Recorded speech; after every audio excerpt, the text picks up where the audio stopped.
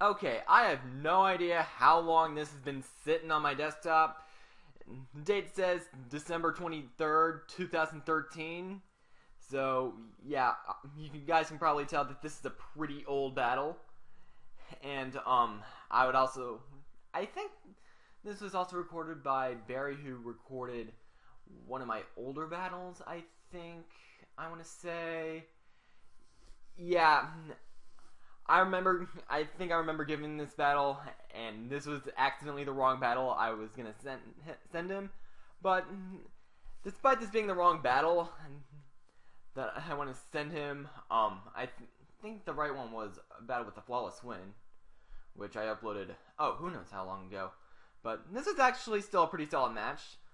And I would like to note that this also took place before the Mega Lucario ban, so if any of you guys want to blame me for that, please don't. Although you probably might anyway, because stuff. But anyways, I believe this match was taken with one of my buddies from the Team Aqua Chat. I think his name is Antonio. Probably made his name Anthony on here. I am not entirely sure. But, yeah. But, anyways, looking at teams, it kind of looks like he's running a bit of a sand team with the Tyranitar and whatnot. And probably the biggest threat that I'm probably going to have to deal with is going to be either the Aegislash or the Excadrill. So, Roam's probably going to be pretty important here, so keep Rotom alive, and I should probably be okay. So, hope you guys enjoy this little battle, and let's get this show on the road, why don't we? So starting off, we're both going to be leading off with our own Rotom washes, but instead of his being physically defensive like mine is, his is more offensively orientated, as it does trick me at Choice Scarf, and it takes away my Chest Berry, but I just go for the Volt Switch regardless to get a little initiative, and I pretty much knew that I'd beat slower since I do have an imperfect Speed IV. So I just go to my Lucario, go Mega, and something is not going to appreciate a close combat. Well, unless if it's his Aegislash, but keep that in mind for later. But Rotom lives the close combat and opts to go for the Volt Switch, and he brings in the Talonflame. And I don't want to take a Brave Bird from that thing, since I do feel like Mega Lucario is going to be still pretty important. So I'm just going to be going out into my Rotom Wash, and due to me being physically defensive, I do take that nicely. And here, I'm just going to be going straight for the Hydro Pump, trying to get that Talonflame out of the way, since it is a pretty big threat.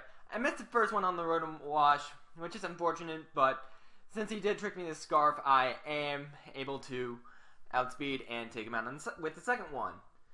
So, out comes Tyranitar now, and here I kind of thought that he'd be setting up some Stealth Rocks or something, but instead the Tyranitar opts to go Mega, and just tries to pop me with the Stone Edge, and due to Zygarde's physical bulk, that does a rather surprising amount, and that pretty much shows off Zygarde's physical bulk, I guess. But now here I make a pretty stupid move.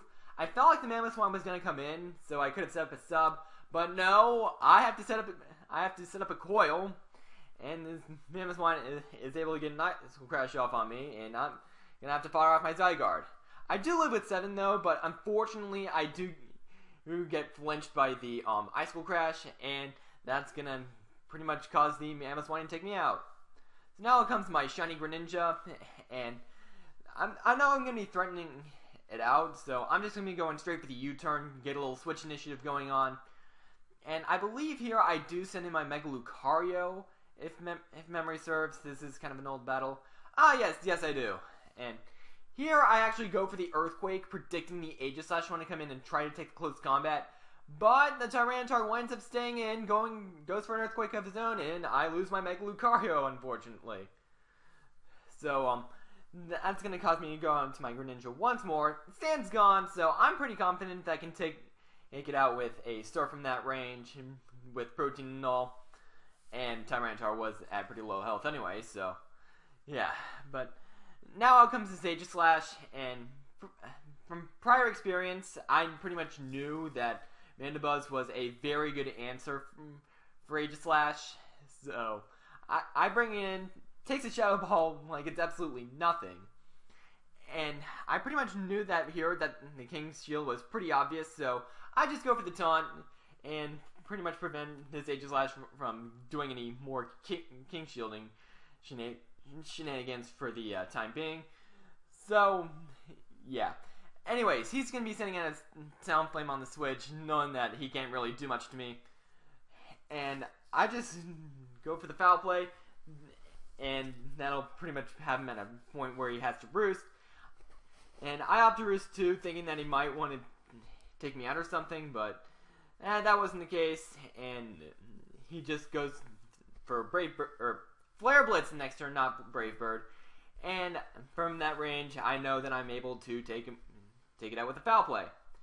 So now out comes Mammoth Swine, and I know that the Icicle Crash is coming, so I'm just gonna go into my Scizor to try to take it, because it's pretty much my only resist of this at the moment, and I'm just pretty much kind of sort of forced to go for the U-turn, I guess, expecting a switch.